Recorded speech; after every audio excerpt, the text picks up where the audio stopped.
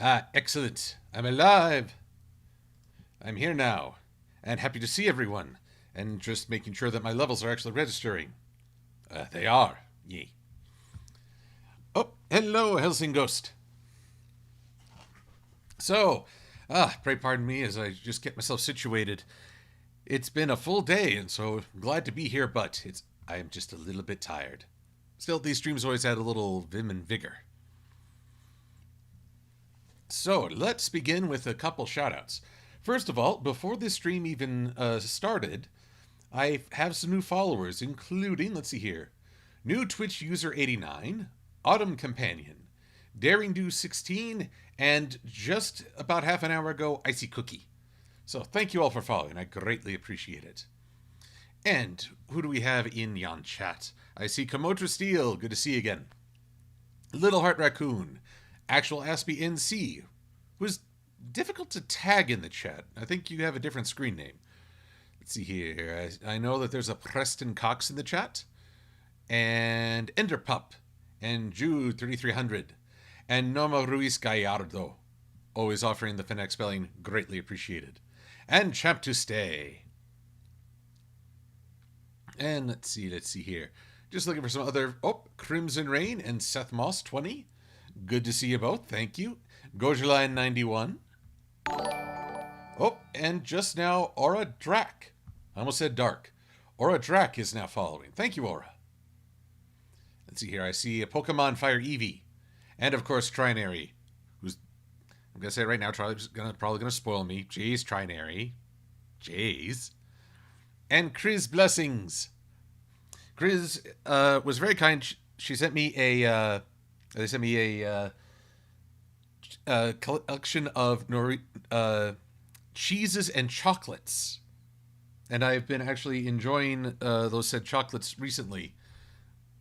Trying to practice some moderation, but everything in moderation, especially moderation. So they're delicious. I will go on about that in good time.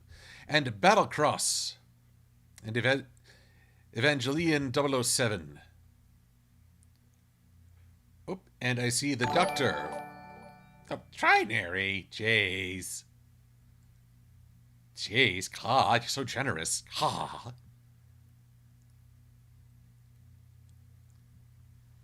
All right, so what am I up to? Well, if the thumbnail wasn't a hint, I'm really wanting to finish something tonight. Either it's going to be this whole commission, or at the very least, I'm going to finish this here train station. But first, I duplicated everything to make that thumbnail. I'm going to get rid of it. Silva, the train engine, was very upset because he'd been banished to the eternal void of nothing. What a lousy thing to happen, said Silva.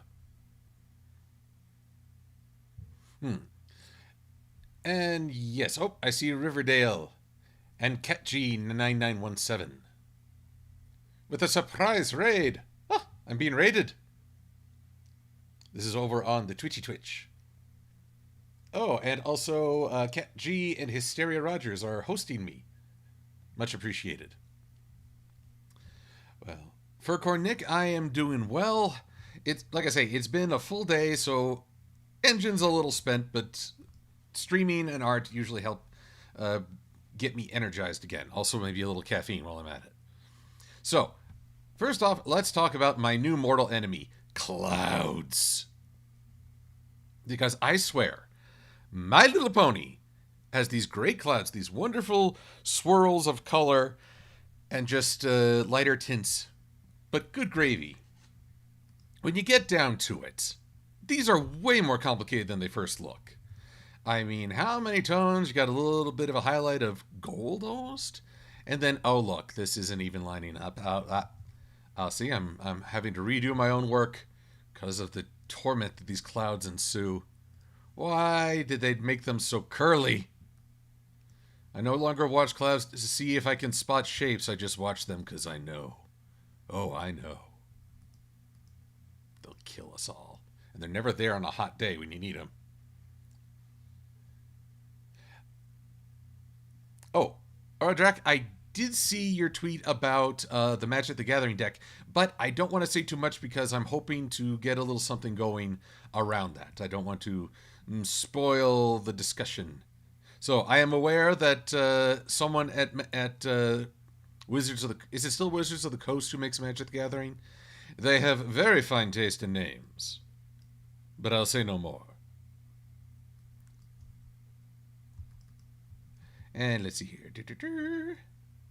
Just filling in some of the gaps and trying not to overstep the bounds. And yes, Grizz, it is betrayal of these tier clouds. And Preston, flying sheep would at least help me get to sleep. I could count them. But counting clouds, who does that? Actually, does anyone do that? Oh, Crimson Rain. Also supporting me. Much appreciated. Crimson is wondering, have I read any comics aside from MLP, Marvel, and DC? Well, it's all been in kind of spurts. I was, for a while, an adamant Spider-Man reader. I really loved it. Then, this was a while ago, One More Day happened. And it abandoned all the stories it was on to start something new. I was like, well, if you're going to jump off, I don't feel the need to follow you. So, that ended. Every now and again, I touch base when I'm perusing an issue and it catches my eye. But, by and large, I don't think I'm not as hooked on Spider-Man as I once was. Goodness, there we go. Now, so that's on the Marvel side. Honestly, there are times I can't even keep up with what's going on. I cracked the code for talking with comic fans, though. There is one line you can say, regardless of the franchise, series, or other. All you have to do to strike up a conversation with a comic book fan is, wait, didn't they die? And there you go. You will hear an entire lore book on how they have come through the revolving door that is the afterlife. At least in comic books. Came upon it. What was it? My friends Kaiju no Kami and Kurilka Kane were trying to describe the X-Men and where they stood with things. To my confusion, Charles Xavier had created a mutants-only island and basically told the rest of the world, back off. I was like, wait, isn't he the one who was trying to go for mutual coexistence and acceptance? Where'd this happen? Let's see here. Now, on the DC side of things, while I always have a soft spot for Superman, I actually became very hooked in Green Lantern for a time. Especially the Green Lantern, right after Green Lantern, Hal Jordan came back. Again, the afterlife is more of a concept than a limitation. Actually, what am I saying? We talk about the concept here in this world. It's more a revolving door. But I really enjoyed it. I enjoyed the War of Light that was breaking out. And I stuck with it for a good while, but then, lo and behold, the head writer went on to do different things, and he wrote a really good finale. Like, I mean finale. And of course, the comics would continue because money. But again, it just felt like a point where, hey, I'm actually satisfied with where this is right now. I think now's a good time to stop. So, A Tale of Two Comics. One I stopped because it abandoned investment. And another that I ended because I felt wholly satisfied with the story.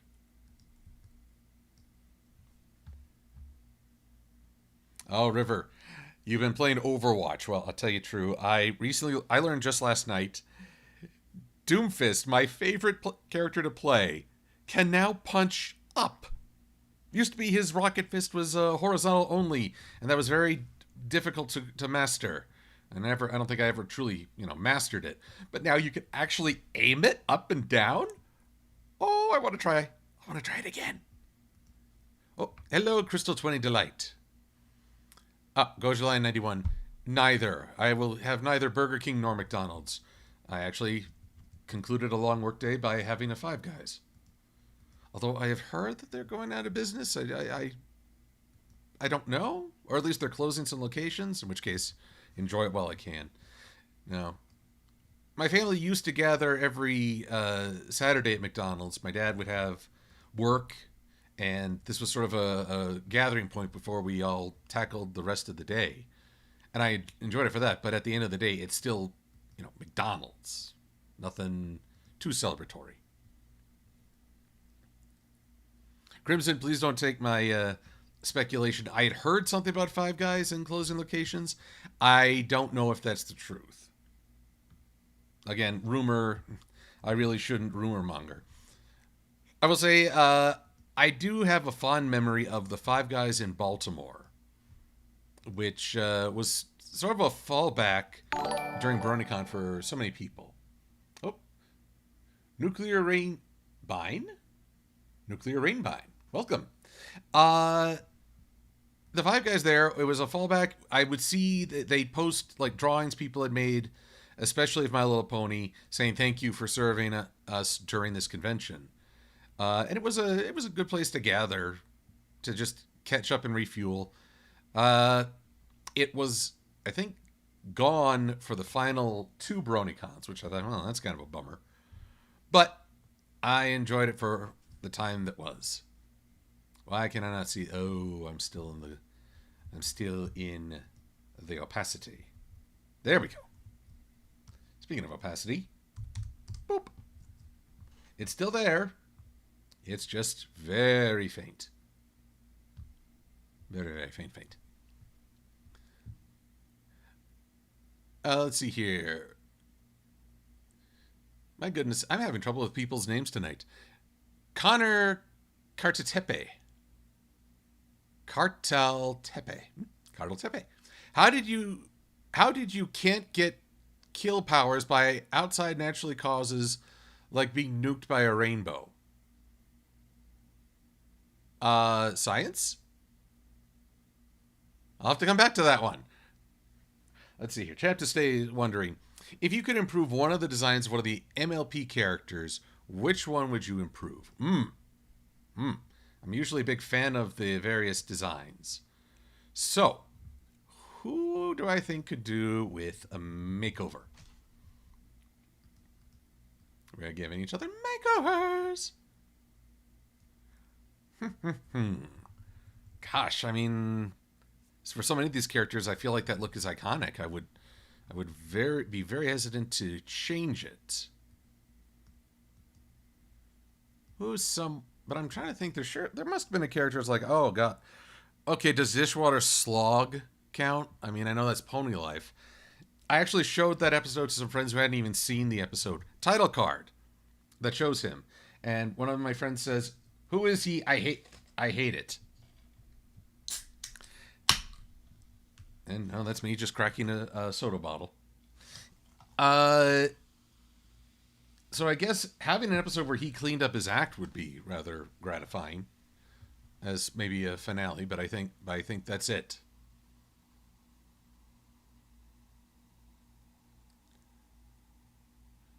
Michael Bullington, what does WA stand for? Oh well. Blue Griffin, good to see you. And Crimson's asking if there's a DC character that they feel didn't get enough love. It was Dr. Fate.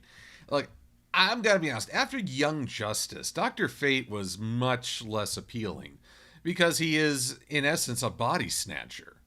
I've also seen him in Injustice 2 as the Lords of Well, actually, I shouldn't spoil, but basically, he's become more an example of how order, while it may sound great, taken to an extreme, is just as bad as too much chaos.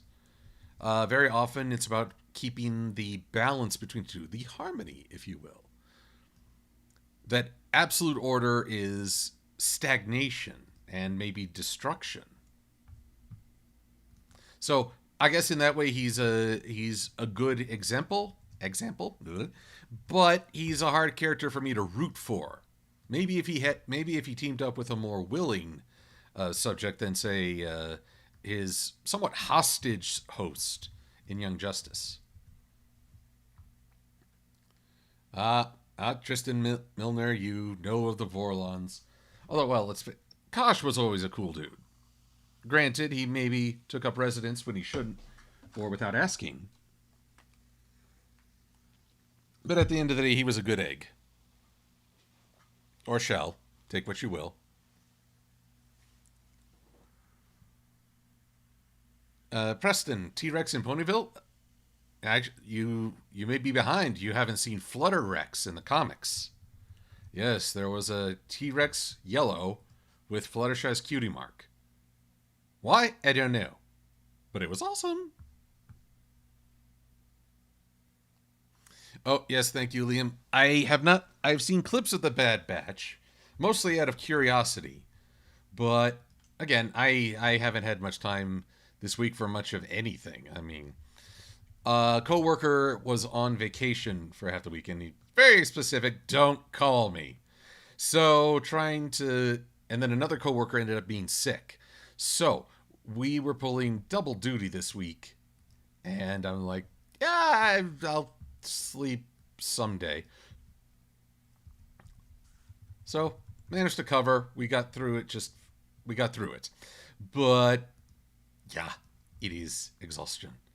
Almost as exhausting as trying to figure out if I'm done with this cloud or not. Curse you, cloud. Actually, I think it is done. Ugh, thank goodness. Oh, Nikki W., if you don't know Kosh, you're not very kosher. No, this is a reference to Babylon 5, a fantastic science fiction show that has not received all the accolades it deserves. And that makes me sad. Now, let's see here. I think we're at the point now. This is kind of matching the landscape for the current screenshot. Whoops.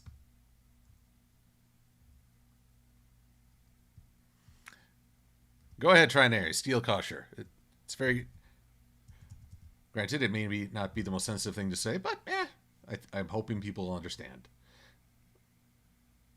Let's see here. Ah, there we are. Get a little music going, too. Assuming... Yes. This way, if I have a moment of silence, it's not that the stream is suddenly ended. It's just that I need to focus. There we go. Plus, I like a good beat.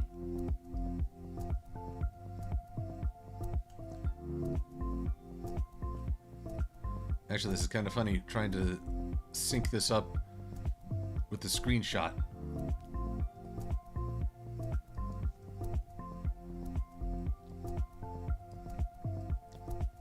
There we go. You know what? It's not going to perfectly align because there's always just a little bit of difference. Let's see. Ah, yes, Mad Munchkin's in the chat. Good to see you, Maddie. Excellent all around. Let's see here. Oh, okay. Helsing's offering me some information. Five Guys is not closing. Oh, they're expanding to the Australian market. Whereas Cloud Cuckoo Country can point out they can take advantage of the rather chill biome. Nothing there is really in competition to survive. Just spiders. Take 2 bites and call me when you're mourning. Still fun. Proud of that. Yes, Thaddeus Fisher, I am a B5 fan. I thought it was a wonderful show. Champ to stay, what was the hardest hike I've ever been on? It was a middle school hike in the 6th grade. Or was it the 7th? Either way, everything's worse in the 6th grade. I mean, hiking has never been my forte, but going with a bunch of peers with whom I didn't get along, yeah, no thank you. That was not a good time. If you go hiking with people you don't like, you're going to have a bad time. Let's see here. Well, I've already discovered a flaw in my logic. The cloud does not extend all the way. It's a good way, but not all the way. Wonder... Oh, Zuta, look. Yeah, no, you can... Actually, wait. This right here... Actually, oh, wait, you can't see my cursor. Curses, you can't see my cursor. Here we are. Boop. This right here looks to be the same section as this right here. Meaning, and therefore, is it possible in Just for Sidekicks that there's more to this cloud? That would be quite treacherous. I mean, this is a pretty big extension right there.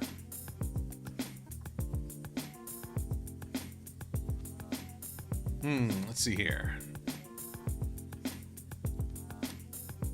Just looking through a few things. So yeah, champ, I may have been on a more arduous hike at some point, but no, just going on a hike with folks with whom I really didn't get along. Mary Sue versus Silver-Quill, Preston? Well, almost by definition, Mary Sue wins automatically. Because she's the best. Because she's Mary Sue. Pardon me a moment as I just look up some train references. Okay, Spike never leaves that shot. Thanks, Spike. Thanks a bunch. Making my job harder. How dare. Honestly, you know, there's always the question of how much effort are you putting in versus how much effort does it deserve? Which might explain, again, keep bringing things back to middle school.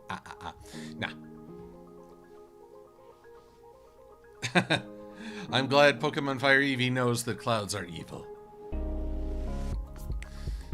Let's see. Seth is wondering if I'll ever... well, honestly, I need to make a new After the Fact, period. Making an After Fact of older episodes right now isn't really a high priority because I would... Well, I want to at least talk about some current things. To quote Hudson from Gargoyles, there's no point in going backwards. Unless I'm looking back on a season, which I would like to do. But no, there's still stuff I need to say about, say, the advent of G5. And it's fair to have hopes and fears for that. Alrighty. Yes, it's a very large cloud array, but I think it works better. Which means save, because I definitely don't want to lose working on this cloud. This horrible, evil cloud.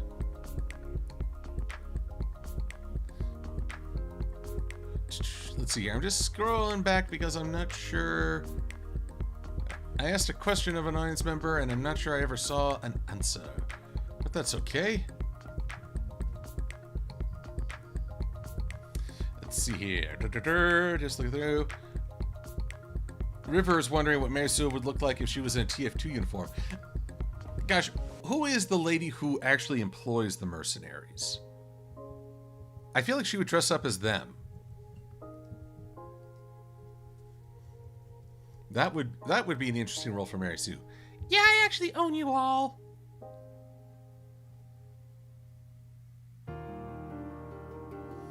Let's see here. Raptor Red wonders, what are my thoughts on the G5 movie and the animation style? Well, we haven't really gotten to see a lot of the animation style. It's mostly been the promo pieces. And I've enjoyed it. I've enjoyed the vitality in the characters, especially Izzy. But I am not willing to highly praise or write off the animation until I've gotten to see more of the full episode. I will say that the introduction video of Zap, I think it is, the Pegasus, who, it was so much slow motion, it was very powerful. I mean, you really conveyed that this was a no-nonsense pony. Maybe we'll see a less aggressive side, but there was definitely, this is a pony you do not mess with whom you do not mess. There we go.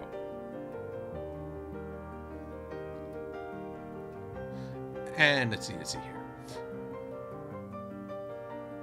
Let's see. Chris is wondering, if I was not the heavy, what would you choose in TF2? I would have gone with the Pyro. Because after we started working on TF2, which a game I have never played, a bit scandalous there, I watched a few Source Filmmaker videos. And the pyro was always the best physical humor. I just loved watching the pyro, and usually the pyro is great at reactions because that muffled speech means you're never quite sure, but you can hear the emotion. I'll give you an example. Blue team takes a holiday.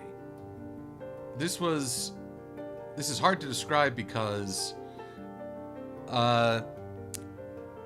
the soldier is fishing, and he throws like a candy bar into the lake, and suddenly comes along this fish. It's wearing the pyro mask, and it's using the sound effects in the game. So it's going, and then all of a sudden it sees this candy bar and just goes, oh! Its eyes light up and enlarge, and the face contorts. It's just hilarious to me because I'm wondering what the heck is going on, but it's just a great, honest reaction. And that's what I love about the pyro. You can make all the psycho jokes you want, but it's usually those honest reactions. Of course, my favorite source filmmaker video or animated video for Overwatch for TF2 is Fire Hazard, which is all about the spy having to deal with the pyro's enthusiasm. Now let's see here. I had a bunch of screenshots of the staff of Ponyville's hospital. Where'd they all go? There we go. Maybe? Nope. Yes, nope. There will be no admittance during the thrilling looking for my own screenshots. Boop. There you are.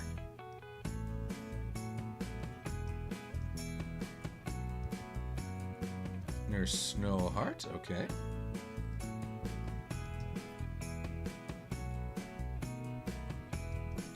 Just a few more screenshot references.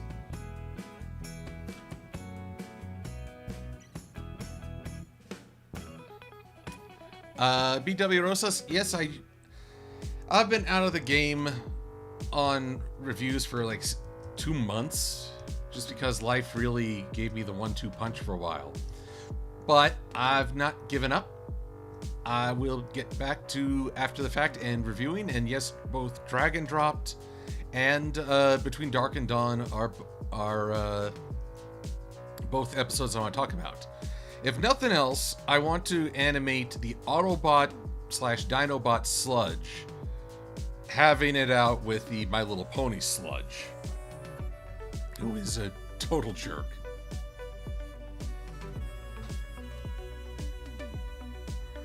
Enderpup, favorite Star Wars vehicle? Without question, the X-Wing. If there's any fictional spaceship, that's a bit redundant, but any ship I could pilot, just for the sheer yes, it would be an X-Wing. Yeah, I mean, there's just something about it. So streamlined and yet so versatile. Those quad laser cannons, the quad engines, having an R2 cheering me on from the back. I would totally want an X-Wing, but not the new trilogy X-Wings. They slimmed them down too much. There's something about that full rounded engine. Honestly, it's like, wow, but even the X-Wings can't make me go, ooh, I'm definitely not a fan of the trilogy. Although, how would you improve an X-Wing in a different way? I know what it was. They actually cut the wings in half. No. Yes, Champ to Stay, I did Cloudwatch as a kid. I'm hoping everyone did that at one point. It's just that now I know that they're my enemy. Now, let's see here. Furcore Nick, speaking of TF2, I heard you left TF2 Analysis Anarchy. I did. You probably explained it already, but I didn't hear. Why did you leave? Well, mostly because I realized it was just time. We'd been working, at least 2 years on this Superform arc. It demanded a lot of time and energy, and in more recent years, I've realized just how finite that energy is. So I decided, with the conclusion of the Superform arc, it was a good time to wish everyone well.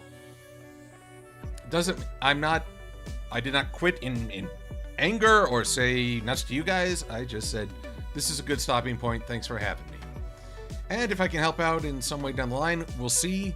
But right now, with all that's been going on, I'm actually grateful to have given myself at least a little space. Now, I'm trying to think. This nurse right here, not the standard pony type, but I'm going to pull up Mrs. Cake real quick. I've not known them to go all in on a pony body type without justification. She's kind of like Mrs. Cake. Oh, Friendship Express. Courtesy of Brainchild Eats on DeviantArt. But I had to image trace because their vector was no longer saved on DeviantArt. This drives me nuts. DeviantArt, so many members of the vector artist community, they say, oh, you can get the full vector file in the stash. DeviantArt's online file storage. Except every single time, it's saying, sorry, that file doesn't exist. I don't know if it's all been deleted just because it's older, or if DeviantArt's memory is so faulty, but it tasks me. It tasks me bad. Now, Actual Aspie, you mentioned the smooths, but I'm not sure. I'm a little out of sync with the chat, so I'm not sure to what I was referencing. Now, Michael Bullington wondering if they continue without me. I hope they do. Who would they get? I have no... Well, okay. I offered a suggestion.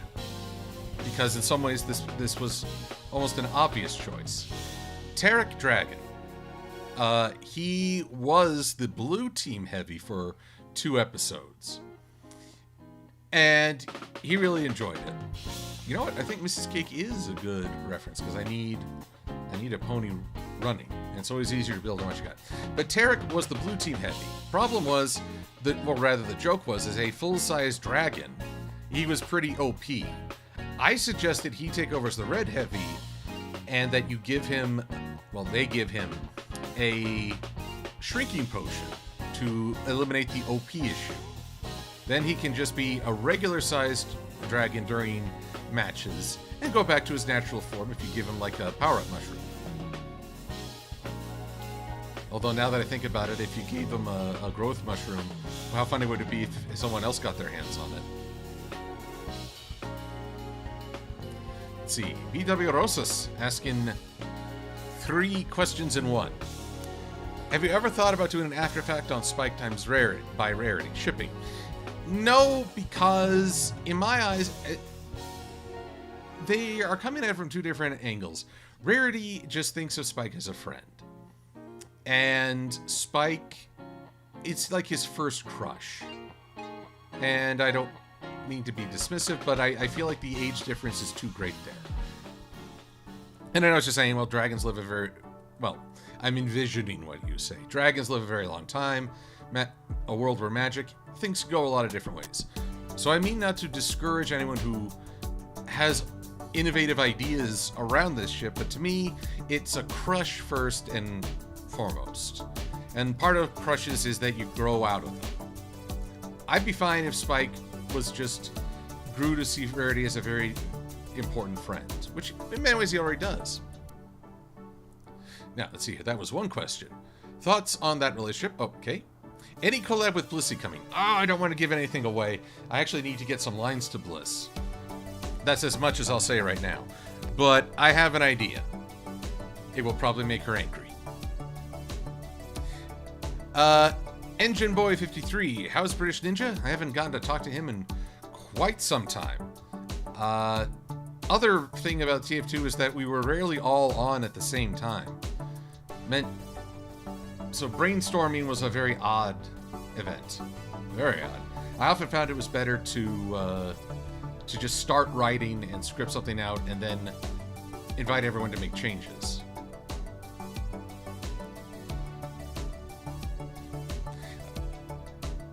Oh, Maddie. Maddie's giving me the ahem. But again, I'm like 20 seconds ahead of the chat. There's a delay. So I don't want to give too much. I don't want to assume too much.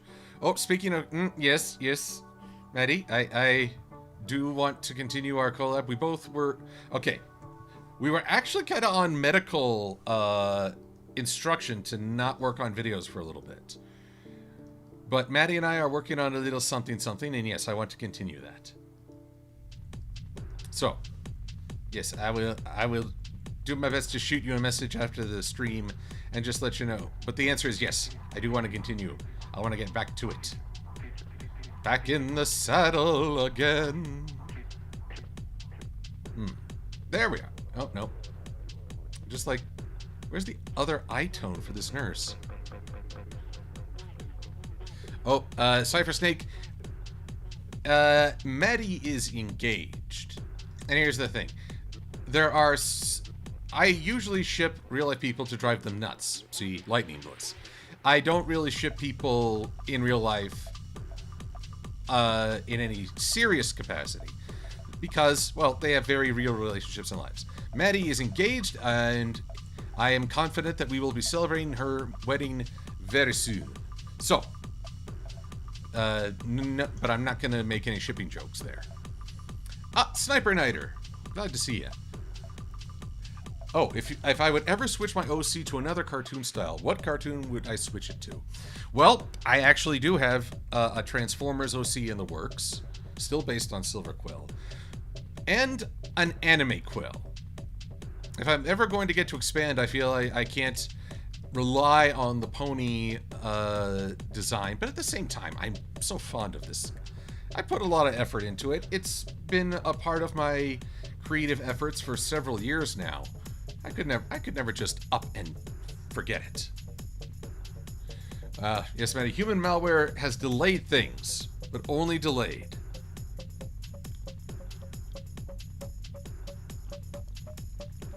Matthew, I don't know Stacy Jones. Asking, can you draw a Stacy Jones pony to be the station master of the train station? I would have to look up what Stacy Jones looks like. I'm assuming that's a Thomas the Tank reference.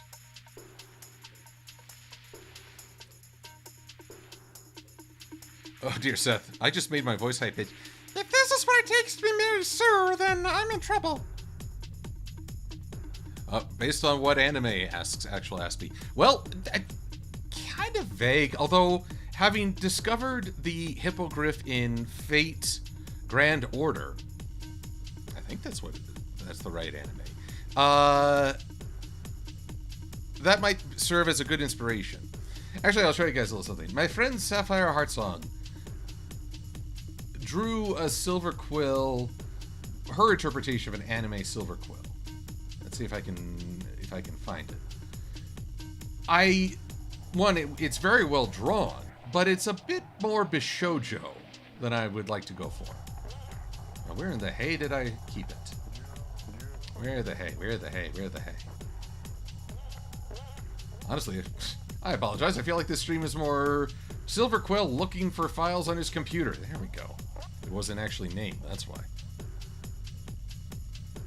Clouds and computer memory, my two mortal enemies. Yes, this is what I've got in mind so far. This, on the left, is Sapphire Heartsong's rendition. And, you know, it's like, oh, he's so dreamy.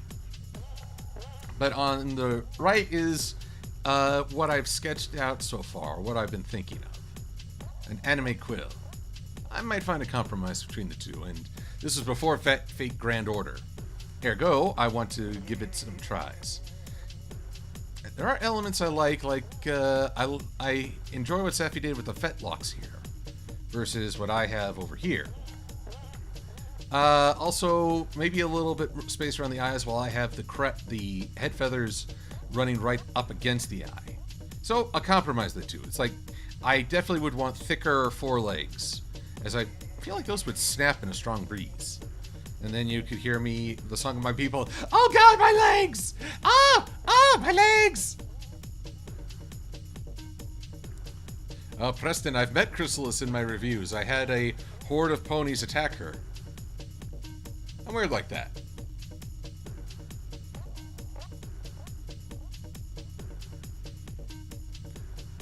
Let's see here. Oh, also, I was just checking on Twitter real quick. what I did not know, what I've been enlightened towards tonight, is that it is mermay, which is basically draw mermaid versions of everything, whatever you please. So let's take a look at some wonderful art by Little Heart. Here we go. Get modified. Anything to distract from my own work, because this, drawn by hand, that's no small feat. So we have Princess Leia as a mare pony and Terramar. Those are excellent. May the 4th be with you. Excellent combination thereof. And Rarity, Saffron Masala, Cheerily, and the Crusaders, all of them as sea ponies. Shooby-doo, shooby-doo. Isn't this great for a surprise special lunch break thingy? I believe so. Although, what kind of lunch break would you have under the sea? I mean, technically you'd be eating the residents. Don't eat the residents. Invite them to a beachside party first. It turns out they're the main dish. I'm evil. Alright, let's see here. So, to simulate a running pony.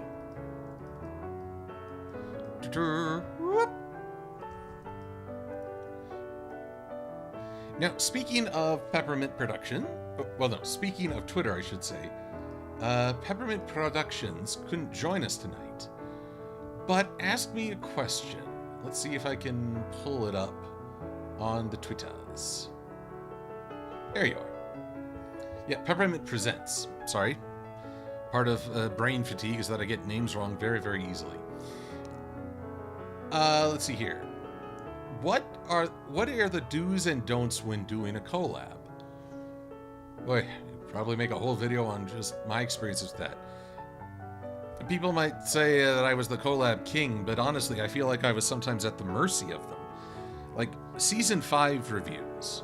I had, like, 5 or 6 review episodes with as collabs lined up. And collabs, like, triple production time. By necessity. They're really good, in my opinion. But they demand a lot more time. Quality requires time. So, first advice I would offer to anyone who wants to collab is don't take on more than one. And honestly, I would argue don't do them for an episode review. Episode reviews can be talking heads, or people can talk about them around table. I think bigger concepts are more fun, more interesting. So I would actually argue, do look at big picture pieces. Don't commit to more than one at a time.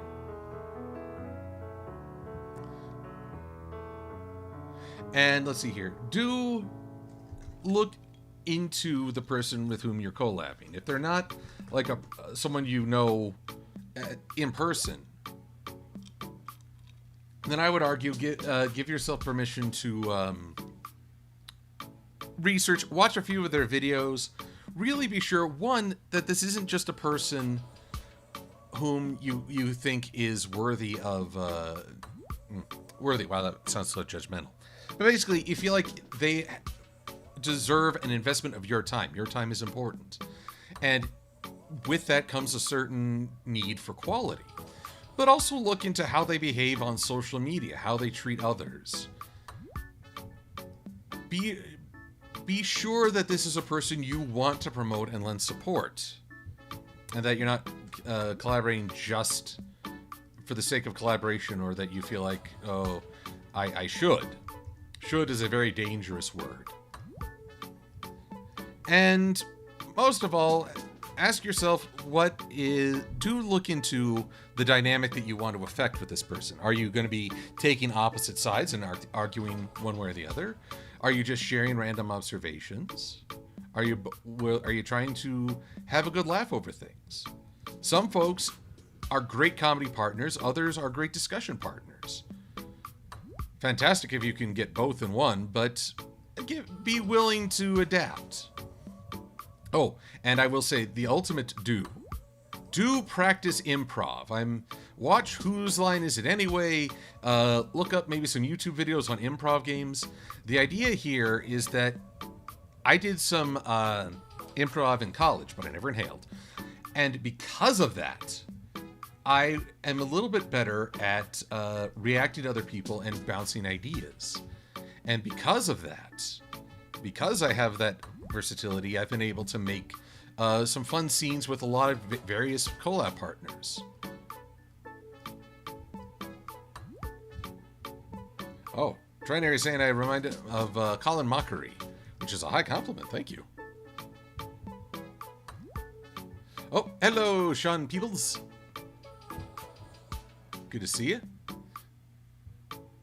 Preston Cox. Of course I would blow up the Death Star. It's there to be blown up. I mean, it does one of two things. It blows up planets, or it gets blown up. Otherwise, it's just a waste of finances. And I'd rather blow it up than blow up a planet.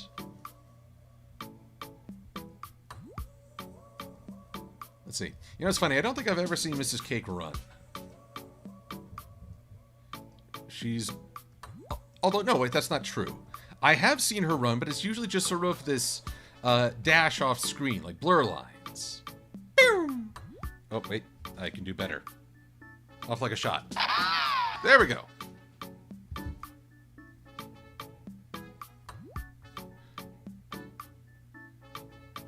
Ah, to Pig Boss, good to see you. Noticing 35 years of Mario and 35 years of MLP.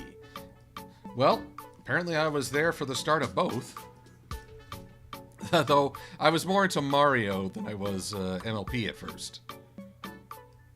These days I wonder how much longer Mario can go before they feel they have to really change it up. I mean, what was it? Super Mario RPG, a threat from the stars, and these days Mario's had way more fantastic adventures than just the usual run left to right. I used to play that game so much my mom learned the theme song. And she doesn't even do video games. And let's see here. Oh, this is from back in the day where I didn't always build these vectors with the thought of modification in mind. Really should, though. Let's see. Let's stretch this leg out for running. No, in. We will... slide it forward. Ah, let's see here. Mad Munchkin says, when collabing, make sure it's with someone you know. Second, make sure that you both have experience in making videos. That is good advice. I am something of a control freak. If it's going up on my channel, I really want to take on the bulwark of the production. But there's something to be said for having the humility, also important in improv comedy, to have someone help you out.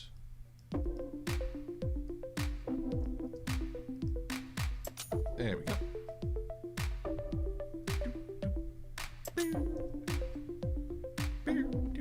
Yep. Let's see here. Ah, River. What is my favorite way to relax after a long day of work? What's relaxing? I gotta be honest. Usually I come home. Okay. I get off work and I try to go... Wow, I'm trying to remember my own schedule in my head. 2020 threw everything off balance, including how even an evening routine goes.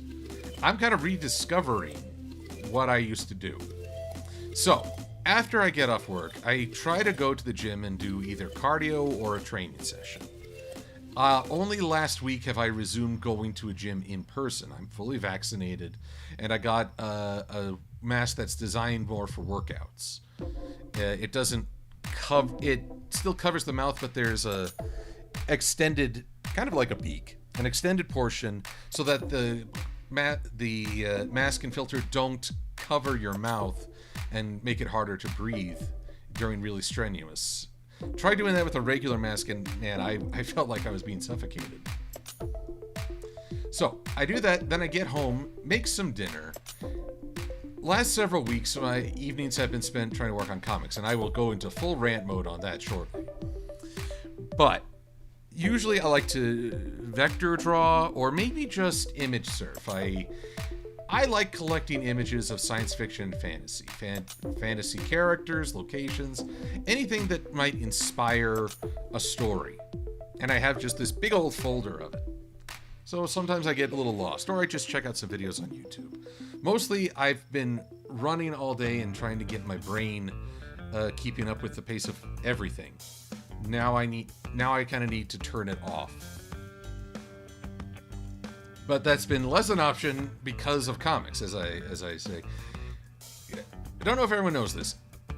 For a good long time, the comic distributor was Diamond Comics. Basically, all the publishing companies, DC, Marvel, IDW, they would send their comics to Diamond, and Diamond would distribute them to comic book shops or, once upon a time, grocery stores. Kind of sorry that went away. Tattered Cover used to have comics, but I haven't been to a Tattered Cover in a very long time. But Diamond has been playing havoc with IDW's My Little Pony release schedule. Absolute havoc. They've had to push back several titles, and here's the thing, sometimes the titles get released digitally. So there's no hard copy in stores, but the comic is available online. And that means, well, do I publish a review? Do I hold off until next week and it should be available?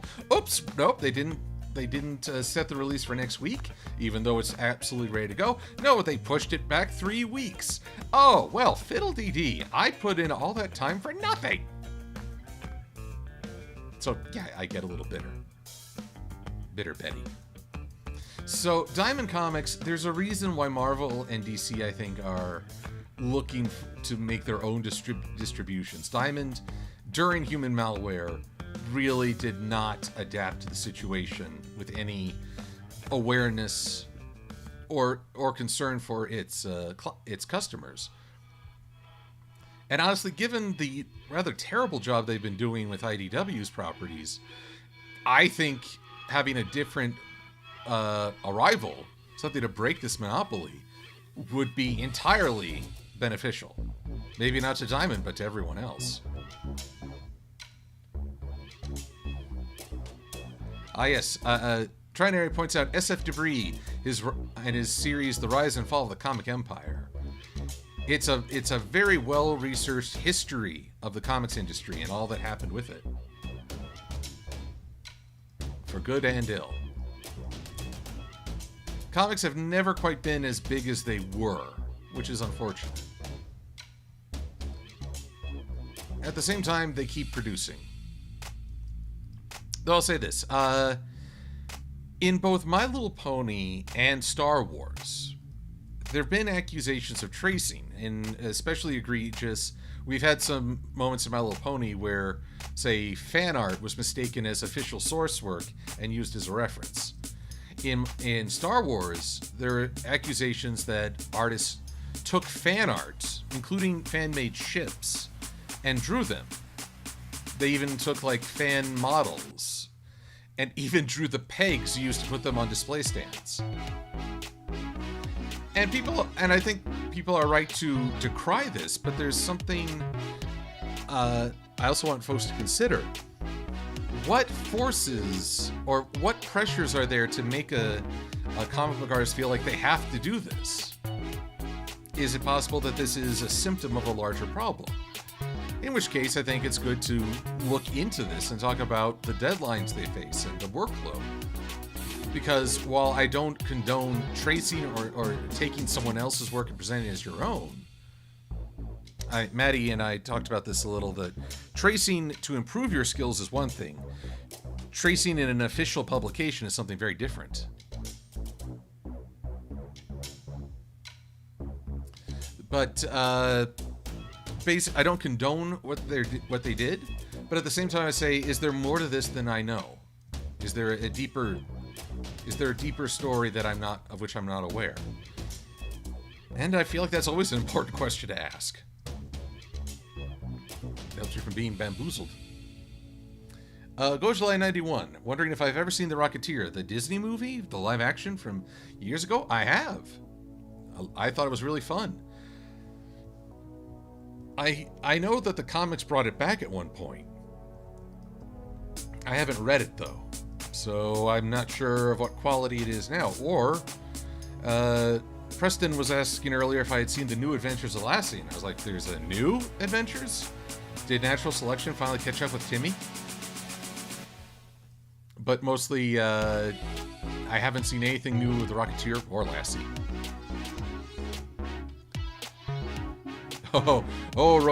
Rodan, I am nowhere near caught up on reviewing Gen 4. There is so much before I even started. There's so much before where I have fallen off the wagon.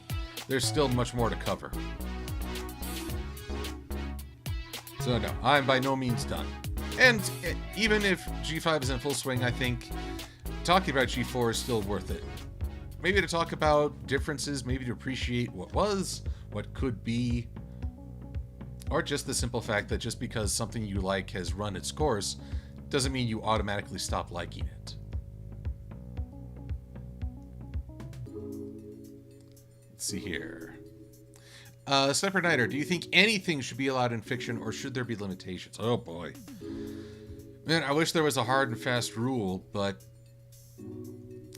let me divert that slightly, because it's a question that goes beyond just science fiction and fantasy, or fiction in general. One of the rules in journalism, sort of de facto, is you don't show a dead body. It's too much for the audience, or it can be too shocking, too much. And there have been several ethics studies of events in journalism where people made the wrong call, or they were faced with a tough decision. And, everyone's going to have an opinion on what you should or shouldn't do in those situations. But when I went to college, I was studying broadcasting, and our teacher, who worked at the local news station, told us about how when a young woman was killed in a driving accident, drunk driving, I think, hit by a drunk driver, she herself was far too young. The parents asked them to show a panning shot of the body in the casket. And the question before our class was, would you honor that request? And that was much harder to answer. I mean, part of me says, oh, yeah, the parents have asked for this. They want to raise awareness of the consequences of this. But at the same time, it's like, well, there's the question of how much are you willing to show? I know South Park has liked to say it's either all okay or none of it is. But honestly, I find that there's a truckload of gray that statement doesn't address. The news station did show that panning shot. We watched the review, the news story. And yes, there was fallout. There was consequence. People were calling in saying, how dare you do that? I'm watching the news with my kids, and they were not ready for that. And so you are held accountable for your decisions, right or wrong. And it was a tough question. I honestly don't know what I would have done in that moment. Looking at it now, thinking of it right here, I think they made the right choice. But here's the thing, they were also willing to accept the consequences. And I think anything can happen in fiction. And there are a lot of ideas that can be addressed, but they can be addressed in the wrong way. They can be addressed carelessly. And if you're not ready to accept consequences for that, then it's worth questioning, do I really want to commit to this? I mean, man, I still think of this one science fiction story. I'm not going to give it free advertising, but the premise was to fight a war. Mankind had the technology to reverse the aging process, and so they were looking for veterans of older wars to restore their youth and have them fight. You had the experience of a veteran in the body of a new soldier. Problem was that for one story in this series, they looked to former Nazi officers, SS troopers. And the author tackled this, in my opinion, in the worst way possible by presenting that everyone else had the attitude problem for not liking these people or for taking issue with serving with them. The argument in the author's note was, hey, all the people responsible for that are the dead. And it's like, no. You don't get to hand wave away like that. It was tastelessly done, poorly thought out, horribly written, inexcusable in a story, and that's why I'm not giving it a name plug. It is just awful. So I have ranted rather well.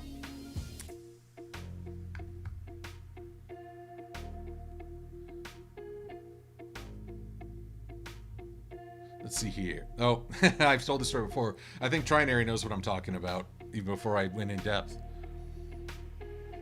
Let's see here. Let's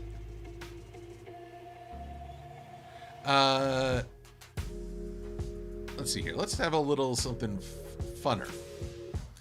Opinion on Cade 6 being dead. Oh, well, that's funner. No. For those who may not know, I played Destiny 2, and one of their bigger developments was that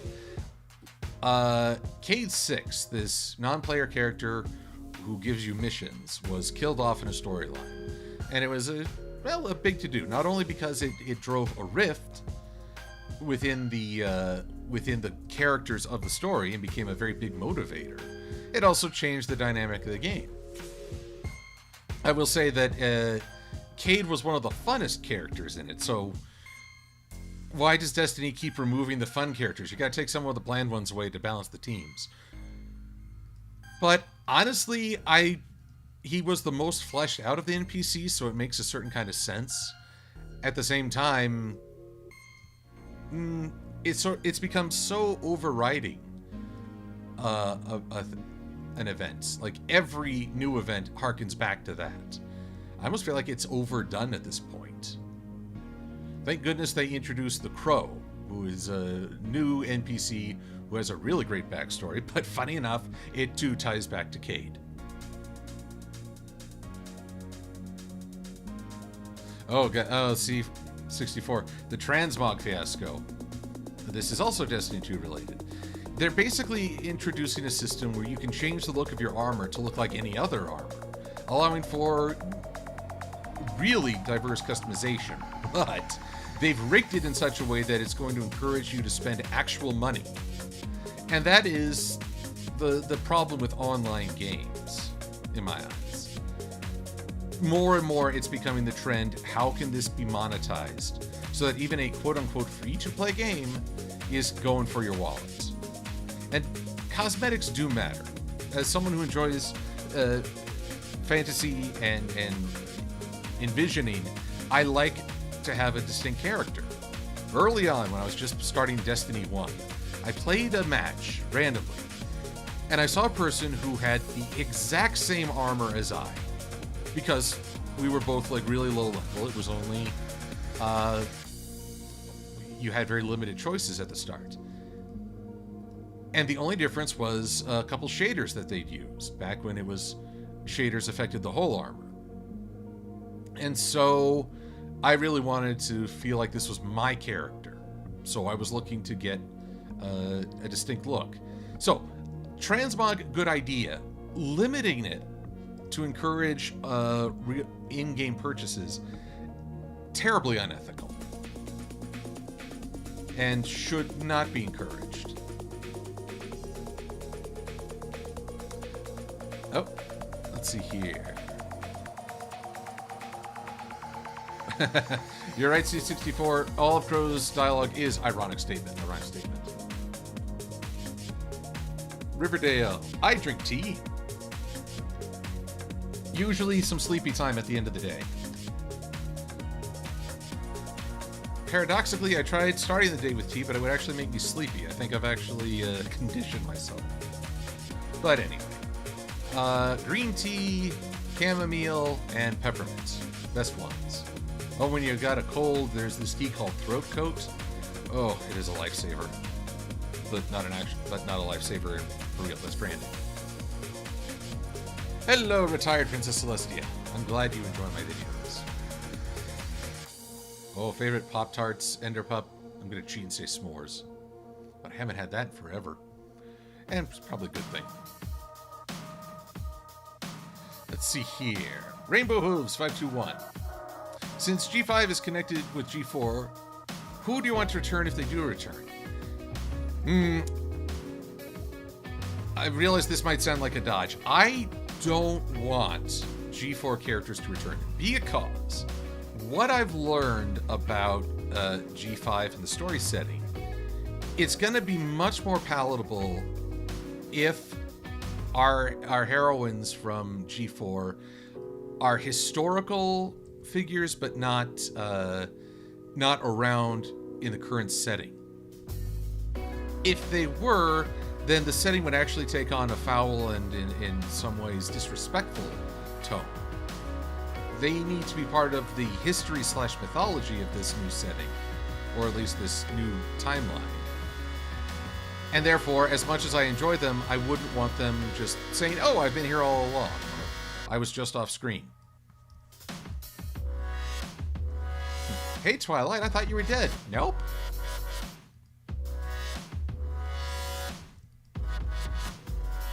So, I realize that's a dodge, but I will do my best to celebrate G5 for what it is rather than what's come before it, though I reserve the right to make comparisons.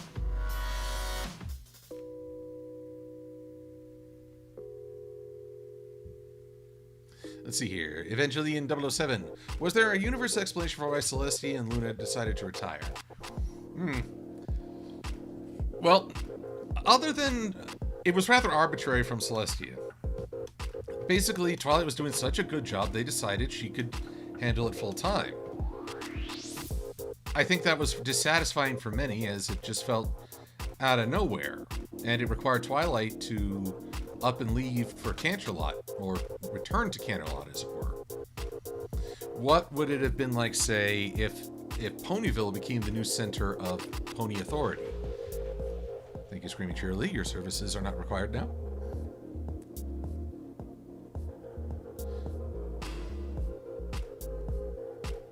Let's see here.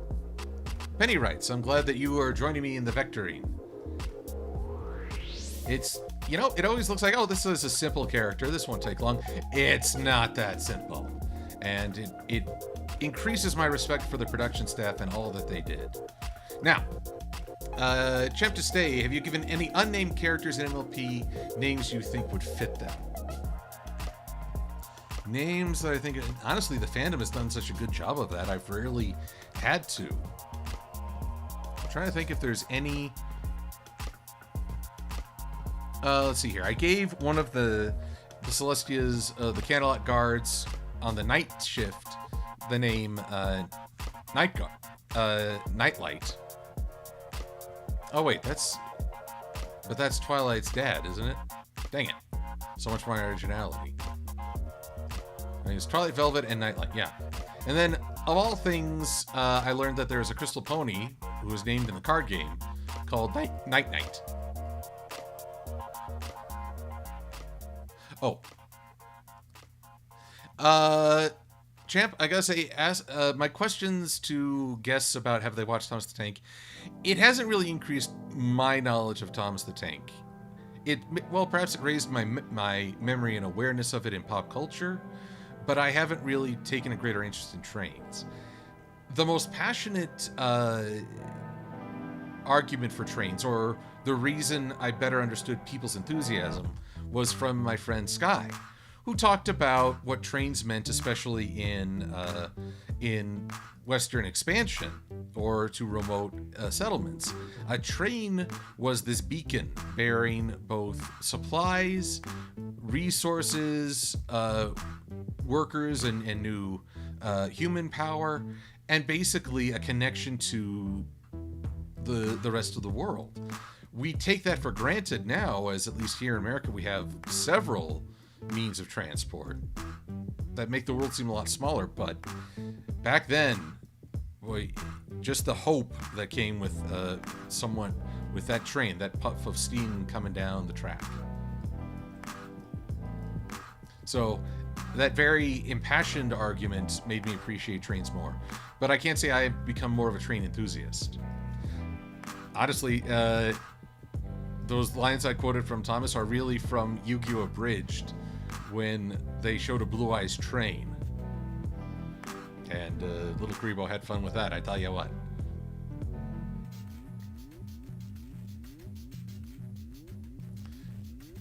Let's see here. What do we got to see? Hallie hoping to see a pony on a Vespa. That'd be interesting. Honestly, I find it kind of weird how one of the character promos featured a cell phone.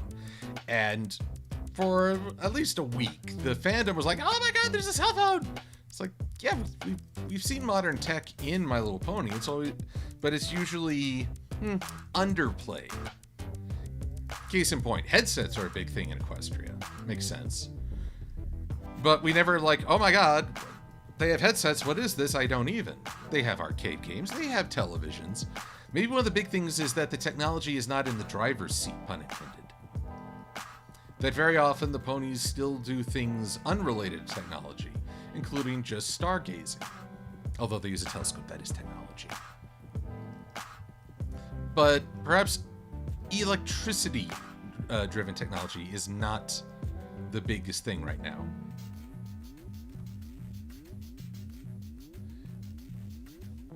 Oh, and a Wildcat, thank you for the compliment. Let's see here. Gojalion, my favorite Toucan LDM videos. Gosh. Toucan. Pardon me 1 sec. I have to jar my memory. Toucan LDM is on YouTube. A quick search will. Toucan LDM.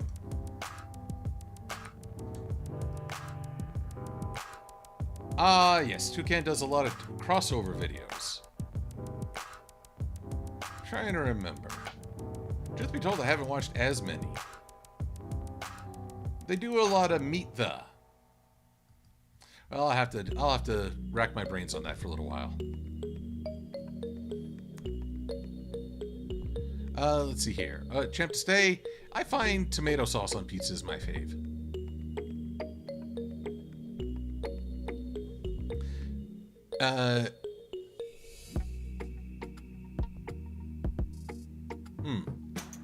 Crystal 20. Have I ever woken up with small cuts with no idea how I got them? Well, I mean, everyone tosses in turn. Well, not everyone, but one, I can't say I've recounted that. Every now and again, you look down and you're like, huh, where'd that scratch come from? My brother's dog was a little too enthusiastic in saying hello, and I had a very shallow scratch along my side. That made the next day a bit more interesting. Ow. But no, usually I just chalk it up that I rolled over in the night and scratched myself somehow.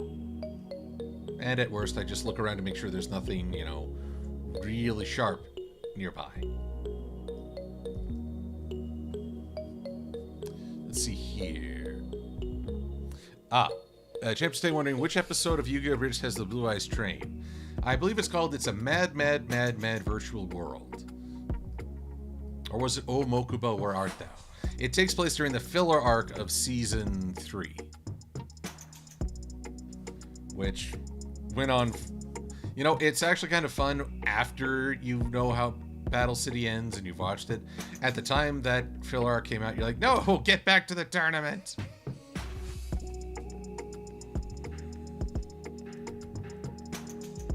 Oh no, this didn't work the way I hoped. It's supposed to go inside the clipping mask. Yep. Yeah, like that. Let's see here. Switched away from the Twitch chat. River's having Bengal spice tea. That sounds nice.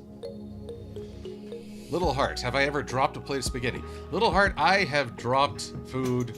I think I've dropped just about every brand of food one could imagine. When I was a kid, having lunch with my family at McDonald's, I was taking 2 ice creams back from me and my brother, and one fell over. And the whole crowd looked over as I went, no! So yeah, I have most certainly dropped a plate of spaghetti at some point and probably had to clean it up.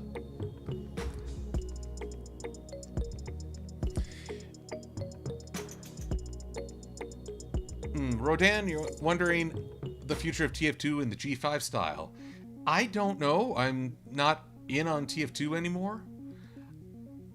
What they choose, here's the thing about G5 and the CG animation. I know people are upset may not be the right word, but they're uncertain about a CG show. I'll say CG has its own look and feel. It's good to have a distinct art style. At the same time, CG is also becoming so common, it may feel like it's not as unique anymore. I wouldn't be surprised if folks applied the G4 art to the G5 style very commonly. Because, well, for a lot of people, this is how they were introduced to MLP. And in a weird way, drawing it in the style of G4 for G5 characters is a way of honoring both. At least that's what I believe. We'll see how it plays out. Well, if there's anything I've learned about this fandom, it's you can't predict it.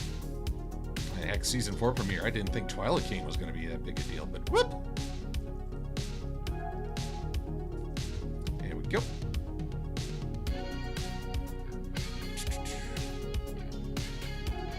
Let's see here. I'm just looking over. A little hard. I too miss traditional animation. There's a specialness to it, although there are also times where I recognize how modern day cartoons blow my childhood cartoons out of the water. I'm not crazy about that, but it's the truth. But I always console myself with this. The entire reason we can enjoy better animation, better storytelling, more diverse ideas in cartoons now is because the cartoons I watched started the ball rolling. They are, for all the failings and all the criticisms that are very valid, it doesn't change the fact that that cartoons have evolved and it's all been a process. Doesn't mean we're always proud of that history, but we can perhaps learn from it, which you can apply that to a lot of things. Oh, champ, have I ever watched a Leak episode? Yes, I have. Many times, in fact, because, well, part of me is not really willing to practice the discipline in relation to an entertainment show. But perhaps more than that, I have this unique relation with the audience where they know me, but they don't necessarily know what I know. So I figure someone's going to ask me, and even with the act of asking, it will get spoiled. Unfortunate, but true. And so therefore, I figure if I'm going to have any chance to enjoy it just as I am, a truly natural reaction, yes, I will watch the leaked episode. I think the very first leaked episode I watched was Hearts and Hooves Day, the one where it was leaked on iTunes accidentally. And, well, we basically had it a full week beforehand. Now, granted, the consequence of that was that when the actual episode aired, I didn't get to participate in the fandom's usual rhythm, which I've come to realize was part of the fun. So, there's a give and take.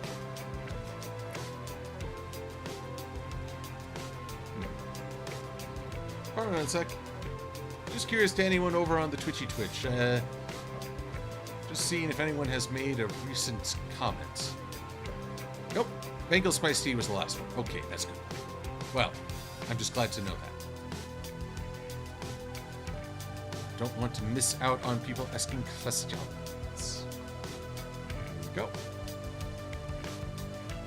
Yep, MLP was leaky as can be. Honestly, there's a part of me that's afraid of leaks even through Netflix. Like, I mean, what was it? Pony Life, someone got a hold of the entire second season before it had even been aired. At least here in America. I have no idea how. Let's see here. I'm trying to get these two behind these train tracks, but even I'm having a little trouble with how all this is layered. Because if I do this, they're behind the train station. Okay. Oh, here's the problem. For whatever reason, the train tracks are lower on the pecking order than the train station. Back in order. So let's see here. This is where grouping is so helpful. And you. Yes, excellent. So I'm going to take these train tracks, and I'm going to paste them right over this and move them one back. And there we have it. Now we're cooking with gas.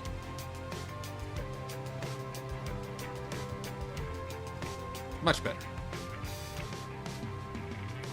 My favorite G5 character design thus far.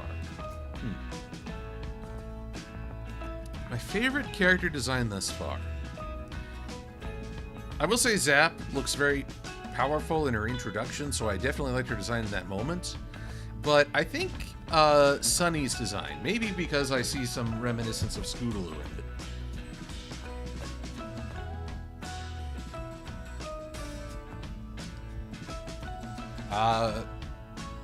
Vina Sakri? Continuity. Always good. Let's see. Rosefire 14. What Yu-Gi-Oh! Series have I watched? All of Duel Monsters and GX. Some of 5Ds. Not that it wasn't good. In fact, I rather enjoyed watching the final season as it was coming out in Japan. But yeah, I was getting away from Yu-Gi-Oh! For a while. I only checked out little bits of Zexal and Vrains, and then I think there were a few, what was the next one? Pendulum? I only just recently checked out the first episode of Yu-Gi-Oh! Rush, or Yu-Gi-Oh! Sevens. I was like, not really my thing. I guess having the first Yu-Gi-Oh! It'll always be the main Yu-Gi-Oh! For me.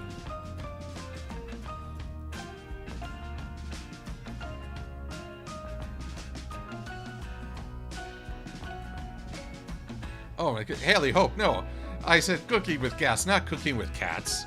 Oh, one of my best friends is an avid cat fan. I could never. Oh, perish the thought.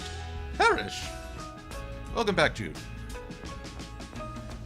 Honestly, there's nothing like, say, dictation on a smartphone to make me realize how I slur my words.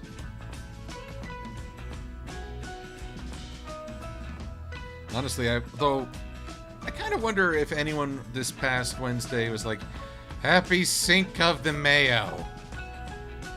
Because that would be funny. Okay, having taken bloody forever on just that one pony, let's get a little bit of, here we go. We're going to cheat a little with this next one, because our next nurse, hello nurse, is based on a model, a standard pony design. Therefore, I get to cheat a little. And I will cheat, if I have to. Oh, dude, I mentioned GX. I watched GX, but... you know, I don't share in Little Karibo's mockery of GX, per se. But I do see how Jaden... You know, here's the weird thing. Here's what I've noticed about Yu-Gi-Oh! Protagonists. Yugi was really enjoyable because of his duality. He was... Okay, Yugi was timid and unsure of himself until he dueled, and then suddenly, it's like he's a whole other person. It's because he is another person. We have never had another protagonist like that, as far as I know. All the other Yu-Gi-Oh! Protagonists have been larger than life on their own. They've been... well, super excited, ultra confident, eager for success, and as such, there's not that duality charm to draw you in. And sometimes it was that fact that Yugi was actually a counterbalance. You think, oh, I'd want to be like the Pharaoh, I'd want to be confident and cool, but Yugi, his kindness tempered that drive to win.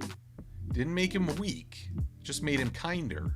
And sometimes that itself was a strength. That's why when Yugi grows, when the show in the final seasons recognizes that it's Yugi and not the Pharaoh dueling, that there's a lot more strength than you would give them credit. So, but all these other Yu-Gi-Oh protagonists, they're always like just running around ultra optimism or determinism. Yusei's probably my second favorite protagonist. But even he is super cool and focused and determined. He has no alternate persona. So that's my thing. Oh, Arc 5. Yes, that is... Thank you, Blue Griffin. That is one I forgot to mention. Ah, yes, Beyblade. Let it rip! Let's see here. Crystal 20 Delight. Would it be cannibalism if I ate a chicken as a hippogriff? Probably. I mean, I might be related. But, you know, sometimes you just gotta do. Actually, I should watch out for, like, Colonel Sanders and his Kentucky Fried Hippogriff. Actually, what was it? Watching Batman reviews, and there was the smiling fish. It's like, Colonel Sanders puts his name on everything, and they don't even have... The chickens don't even have mustaches. Mustache.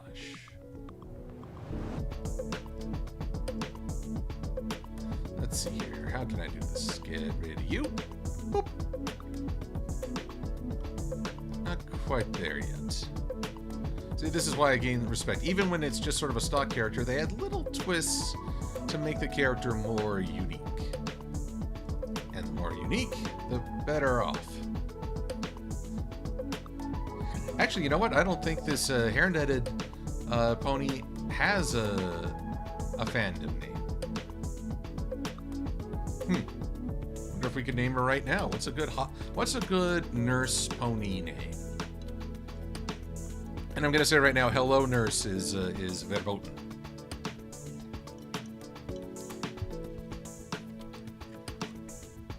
And I agree, Enderpup. Mark Hamill, as much as I've enjoyed several depictions of the Joker over time, Mark Hamill still remains my favorite. That laugh.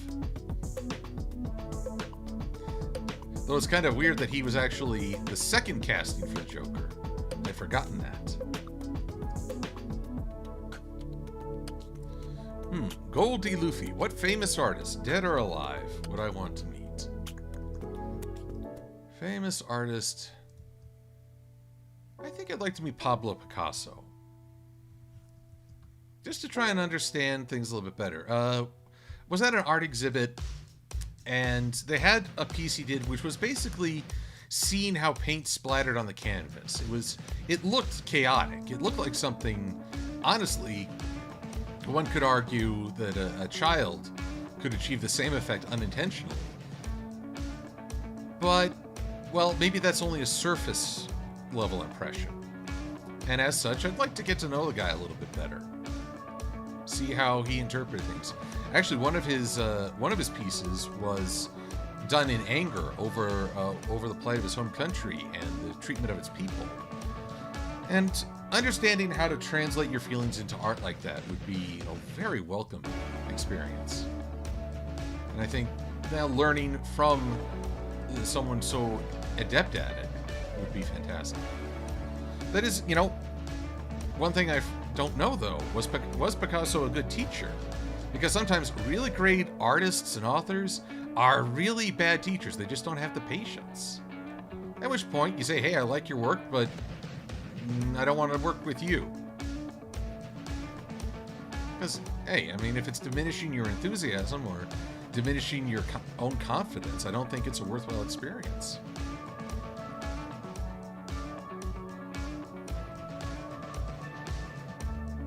Let's see here. Question for Silver by Evangelion 007. Are alicorns supposed to be immortal? No, I do not believe they are.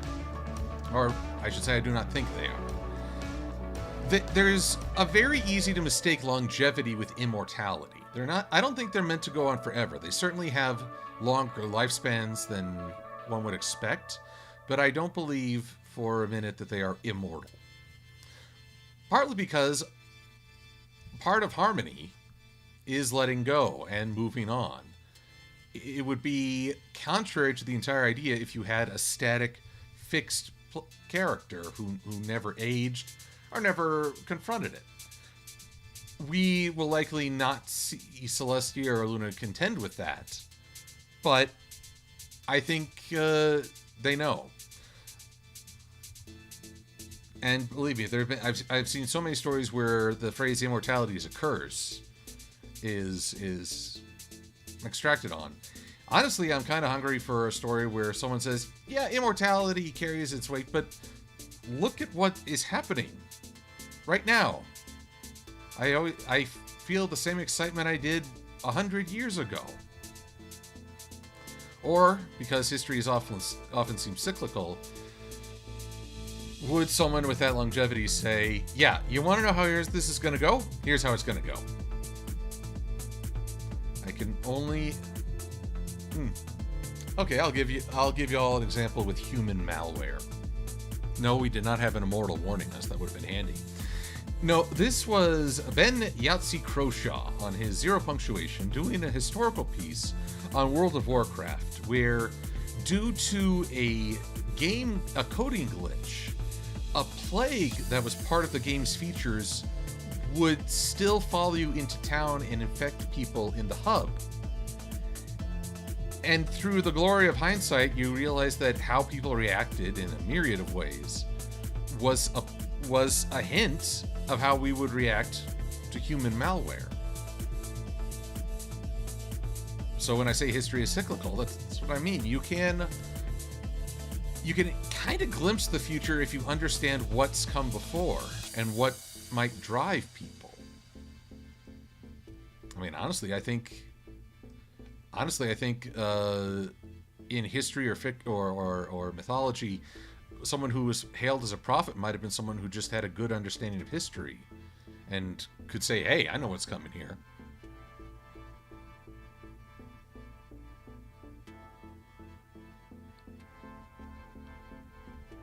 Let's see here. Brianna I'm afraid while I've been talking and trying, I haven't... DM Pone 3000, a gamer live streamer extraordinaire. Oh, and Darth Revan 226 knows about the Warcraft and the corrupted blood plague. Yes, that was what Yahtzee was discussing. I have not played World of Warcraft, but when I heard this and it was happening in 2020, I was like, oh wow. Oh wow.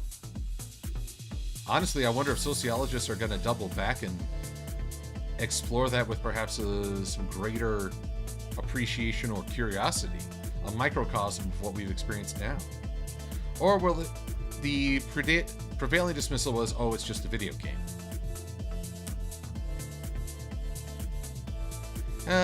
I used to think that how we behaved online was a reflection of our true selves. I don't think that anymore. I think it's more a reflection of what we are when you take certain aspects away, like the ability to see a person as they truly are, the chance to interact with someone on an actually personal level, see their reactions. Some might say, oh, well, then that's what we're like when we're free. No, I think that's what we're like when we're lacking information. Maybe that's why the internet has such a poor reputation for interactions. We lack so much when we go online and just see screen names that I won't call it the true definition. At the same time, when you realize that you're behaving in a way you wouldn't in real life, you have to recognize, okay, these feelings, these impulses are a part of me. It doesn't make you an awful person, it makes you human. Champ, I think I mentioned tomato sauce on my pizzas. So you're making me hungry for pizzas. Stop it. Hello, Angela Crummel. Oh, and Darth Revan, I didn't realize you were hosting me. Thank you. Rosefire14. I have not seen Yuri on Ice, but I have financially supported it. My friend Cruelica is an avid fan, especially of Yuri on Ice.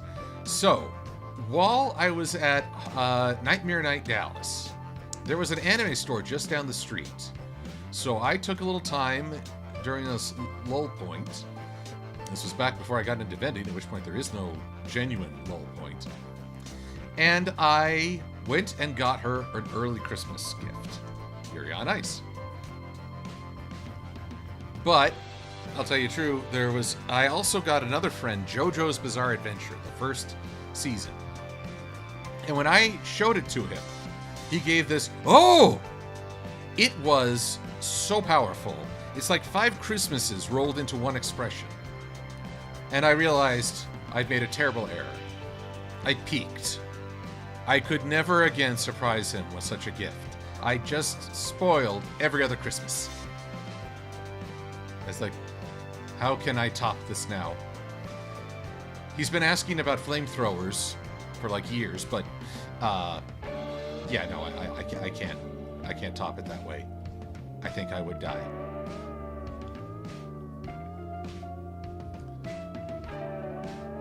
Hello, Blackwing. I'm doing well, and hope you are as well.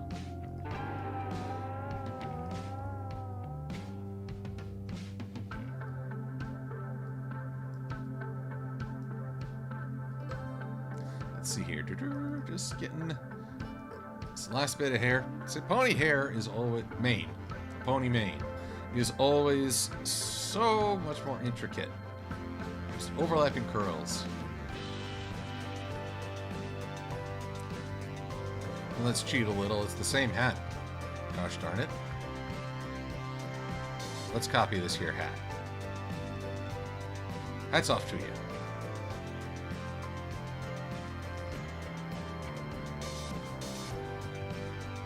Okay. Hey, wait, I never saw anyone in the chat mention a name for a nurse pony. Oh, Blackwing, it's 6:33 a.m.? Goodness. Well, thank you, I'm glad you like my videos. But still, I appreciate, I don't know if you've been up all night or if you're up very early, but I appreciate you swinging by the stream. I tell y'all, I'm a night owl. Definitely not a morning person. I get up in the morning, and you can hear my impression of the Living Dead. Okay. Thankfully, let's see here. Forward sweeping eyelashes. That's more unique, but that's easily replicated. Boop, boop, boop. Let's see here. What software do I use to edit my videos? I started off using Final Cut Pro because for a time that was, and may still be, the industry standard. However, since as my Final Cut became very outdated, I switched to Adobe Premiere for good and ill. So right now I use Adobe Premiere Pro and most of the Adobe Suite. Problem is that, well, the Adobe Suite is an online service now, as opposed to the days where you bought it and owned it. That's important. I don't like this online service deal where suddenly you don't even own the program you're using. It's basically a rental. In some ways, it's similar to Destiny and their whole encourage online transactions thing. I feel like I've already given you money. Become a customer. I'll remain a faithful customer if you don't try to manipulate or use me. But look at what you're doing. Oops. Well, Hallie Hope, what do I mean by renting software? I pay for the Adobe Creative Cloud. So I can download a whole bunch of programs and use them. But because it's a service that only works while I'm connected to the internet, it can, in fact, be deactivated almost any time. And so, in a sense, I paid for it, but I don't own it. Theoretically, I could go buy a really older version of Adobe, like CS5, and it would be a disk, and I would install a program using that disk, and I would always have it at the ready. No one could take it away. Theoretically, no one could switch it off. I'm sure there's another way they could accomplish that, but theoretically, it's more my program than if it's connected to an internet service. Thus, I view it as a rental of sorts, and I'm not always crazy about it. But the unfortunate thing with technology is that sometimes you just have to keep up with it. My early Final Cut did not have any of the formats for making videos. It would slow down. It couldn't handle bigger projects. It would crash. There comes a point where you realize, yeah, it's time. Time has made my programs obsolete, which is, I think, also a goal of programmers.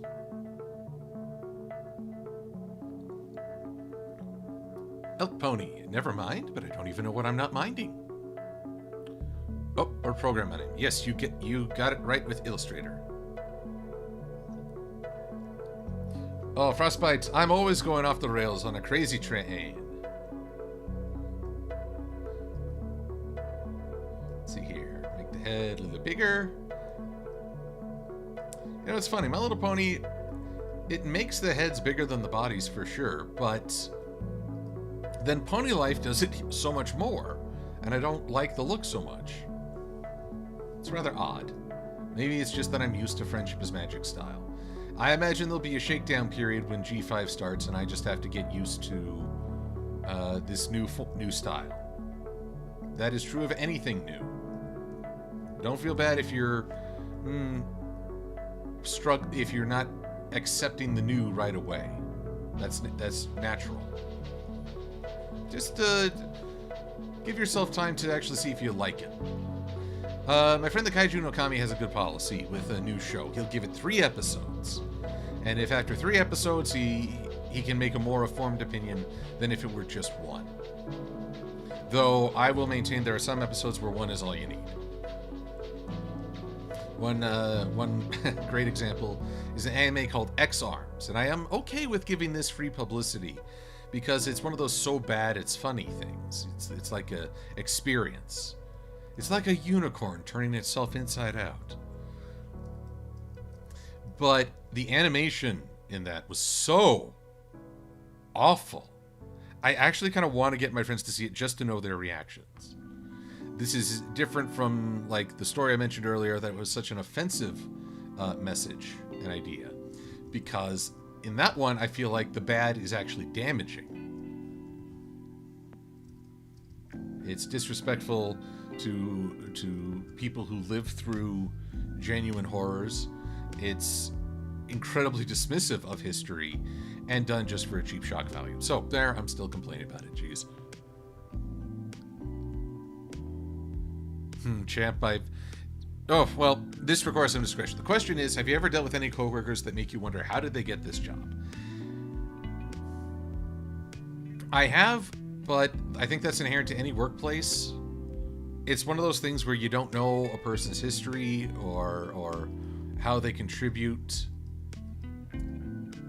There are times where I don't understand, and maybe I think, well, in a perfect world, this person wouldn't have this job. But then again, I also at times yank myself back and say, who am I to dictate the universe? I think the ultimate thing I can say is, I'm not working well with this person. Do I have to work with them, or is there an alternative? Please let there be an alternative. Hello, Maddie CMT. To Pig Boss, you watch Jew Ranger. For those who don't know, Jew Ranger is the Sentai, the Japanese superhero show that would become Mighty Morphin Power Rangers. However, before you think it's one-to-one, it's a very different story, and perhaps a bit darker. For a time, Sentai was rather grim. It featured a lot more death, even of civilians. I mean, these days you make the joke, oh, those, too bad it's a Sunday, or those buildings would have been full of people. And you're like, no. In, say, the introduction of the Dragon Ranger, would become the Green Ranger, a lot of people die when that giant dragon mech is stomping through the city. And you're like, dang. I mean, they even acknowledge it. Well, my favorite thing is that what became the Megazord was actually a conscious being. And the Jew Rangers regarded it as a god. An actual, honest-to-goodness god. And every one of the mechs was an aspect of God. So the ultimate form of God to them was a giant fortress with cannons. That was 3 mechs combined together. And I gotta say, that would be one heck of a Bible entry. And the Lord tooketh off with his treads, firing the holy hand grenade, saying, "Thou hast royally screwed up. Now take thine medicine. Forgive my sacrilege." Champ to say, I don't order Chinese food very often, but there's a place called Ming's Dynasty that makes really good food. Or the Imperial. But the Imperial is much more costly because, well, at the risk of sounding disrespectful, it is higher quality.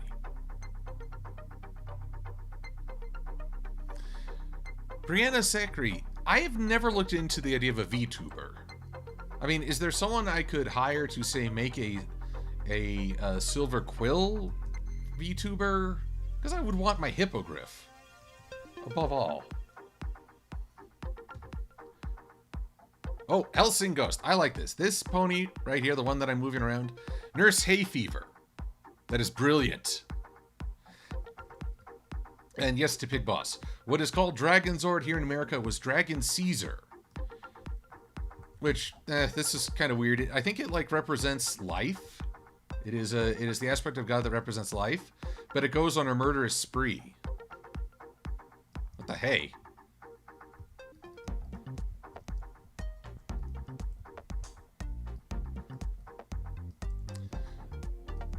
So, well, let's see here. The real names were Daijujin, Dragon Caesar, and King Brachion, which combined...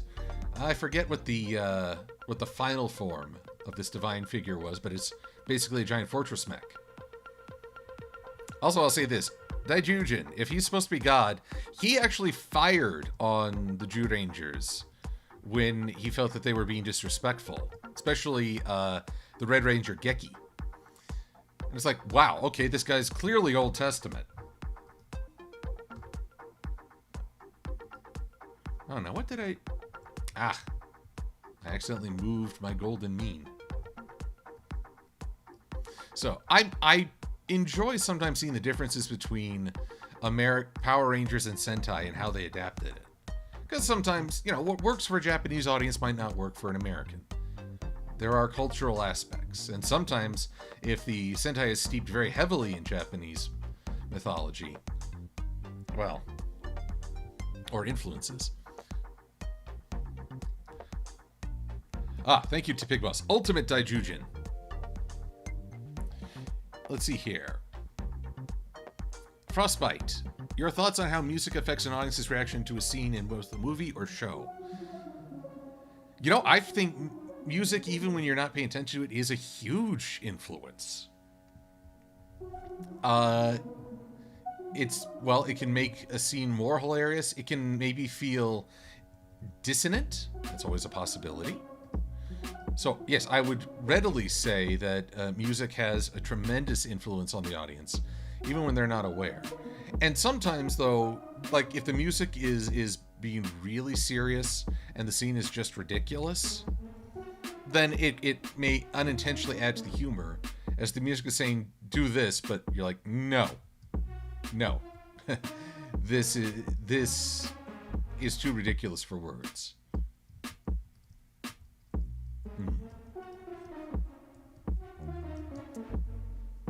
Now, I'm going to poll the audience for a decision here. I've got a doctor and 2 nurses chasing our wayward hospital patients.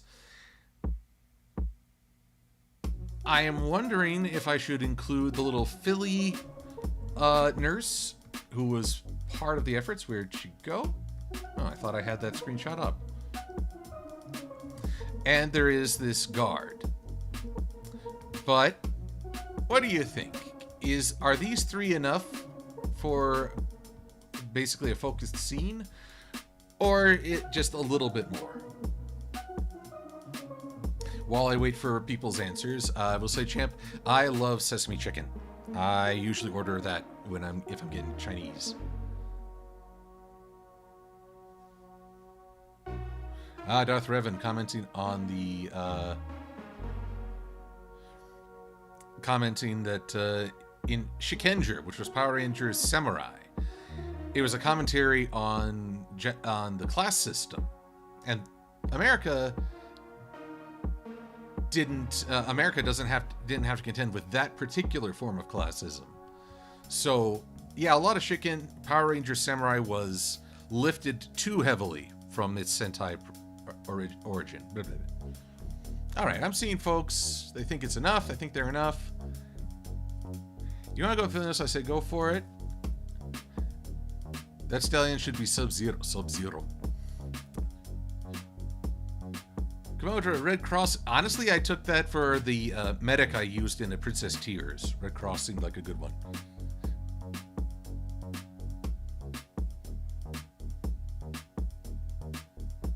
Let's see here. More characters for the picture. Now, I feel like I've got the core cast. The filly might be fun if she's like at the tail end, but not the security guard. I think people are right to say the security guard might be too much at this point. Plus, I rather savor the idea that I might finish this. Oh, heavens to Betsy. Of course, first I would need a picture of said filly. Let's see here. Armed in a sec. Once again, there'll be no admittance during the thrilling Silver-Quill peruses his files. Doop.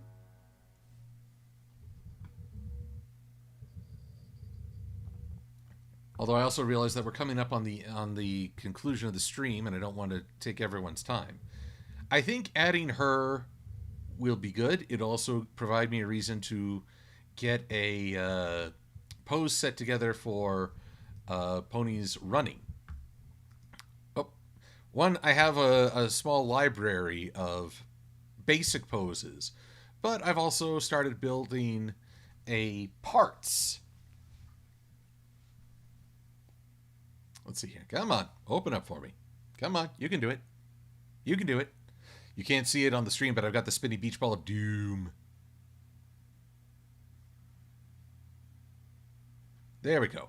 See, I've got stallion, foal, mare, and then unique princess poses.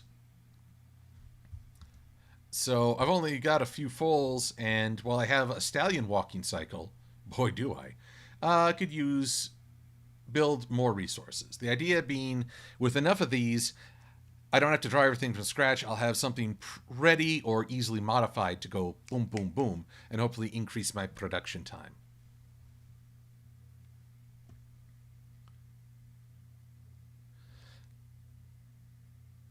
Let's see, Crystal 20. I have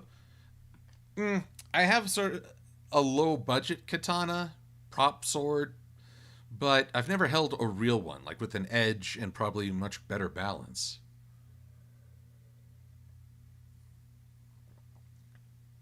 Alrighty. Well, let's see here. I'll need these poses because I'll be switching gears shortly. Actually, for the last bit, part of Pinkie Pie Says Goodnight will feature Suri Polomare, the villain.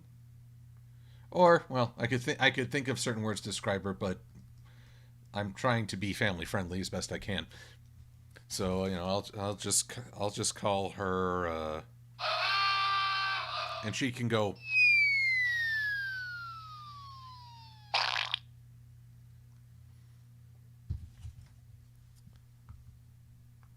Let's see here. Oh, it's funny, champ. I'm afraid I've run through all the music that I played this evening is part of YouTube's free library. That's why I don't have to worry about anyone trying to monetize a stream. But the flip side is I apparently need to get more. It's about time to call it good, so I won't be playing any more music. But honestly, I've been running my mouth so much I didn't even fully realize that it stopped.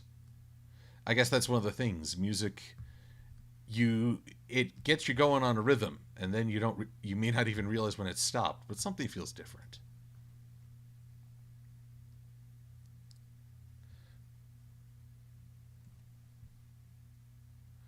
Oh yes, Pokemon Fire Eevee. Suri is, well, she's an abusive boss.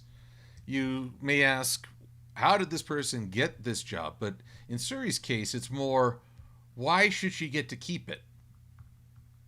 And I'm so glad Coco got out from under her hoof. Because, well, she was a toxic individual.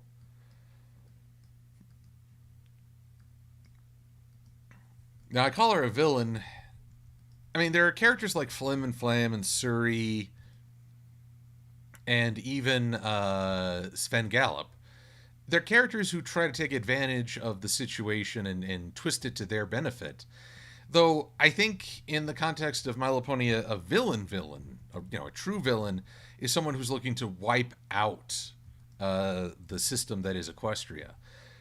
As bad as Suri is, I don't think she'd ever support the overthrowing of the princesses, because then her own business would suffer. There's no altruism, there's just survival.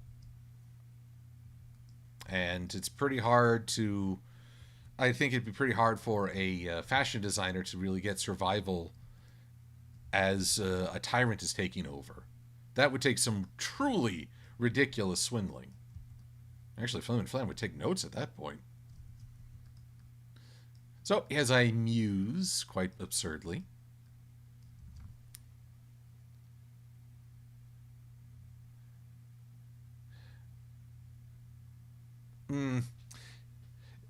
Evangelion 007, hope that the MLP Season 10 comics acknowledge Siege of the Crystal Empire and try to resolve those loose plot threads.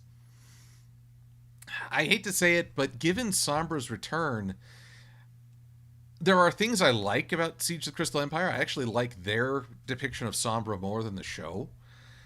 But unfortunately, I think that story has been cast into the non-canon void. Honestly, I too would be curious if Princess Amore were restored. She's been in a state of not dead for centuries. That had to have taken a toll. She might not be the same pony if she were revived. At which point, then that's a whole new kettle. But I don't think Season 10 comics are going to cover that. Champ, I feel like you're messing with me at this point. Oh, Frostbite. Speaking of chicken, two of my dad's chickens for some reason flew onto our grill while it was still warm. Fortunately, I landed on the side that wasn't for cooking, so no chickens were hot. Well, that's good. That's good. You don't want to watch the feathers fly in that case.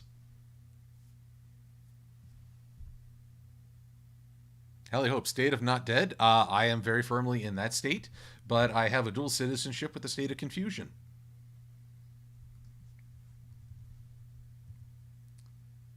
Let's see here. And I think one of the nice things about My Little Pony designs, once you have the 3/4, the profile is pretty much that's a very similar state. Let's just doop, ba-doop, ba-doop, ba-doop. Copy that. And bring it over here. And it just takes a little modification.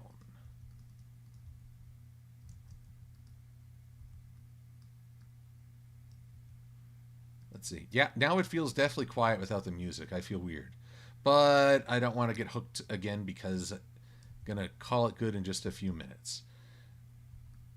This is why I lose sleep some nights. Oh, I just want to finish this one pony drawing. Oh, it's past bedtime. I'm not even going to get 6 hours.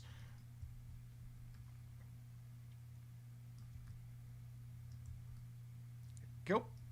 See, it looks pretty darn close.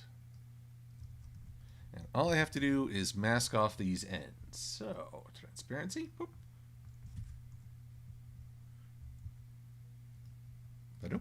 Da-da. Yep, I don't have music, but I can have sound effects. Oh, I should give an update as I idly perused Amazon, and there are sound effects boards. For some reason, I couldn't find any just shopping in general. But maybe I can indeed get a more evolved sound effects set. Well, champ, I consider myself a perfectionist. I don't know if that can lead to workaholism, but definitely struggling with giving myself permission to, well, just be good and not perfect. or not put everything in the extreme.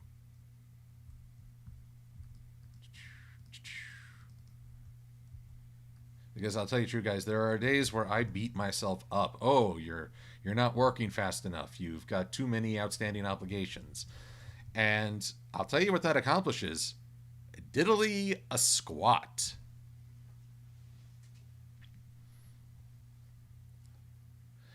Sorry, Rosefire, I haven't yet seen Lightning Bliss. It's been so busy that I haven't gotten to watch a lot of my friends' YouTubes just yet. Oh, Elk Pony, what time do I have to wake up? 5:30 in the AM, because work is about a half-hour drive, and I have to get ready for it. Work starts at 7.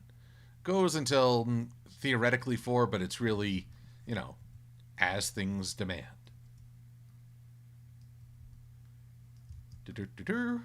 Let's see here. Don't have many. Yeah, I guess that's my only shot of Suri with her side scarf. Okay. You know what? I agree with you, River. It's time for everyone to take a break and have a good evening. I've got this. I'm going to be working on Pinkie Pie Says Goodnight, and I hope you all have a wonderful evening and weekend. Just take it easy. Something fun. Be gentle with yourselves. Above all, just be gentle. Because, like I say, you accomplish diddly squat by being hard on yourself. Oh, one last question. Favorite antagonist, Raptor Red? I would say I'd like weak form Tyrek because of his silver tongue.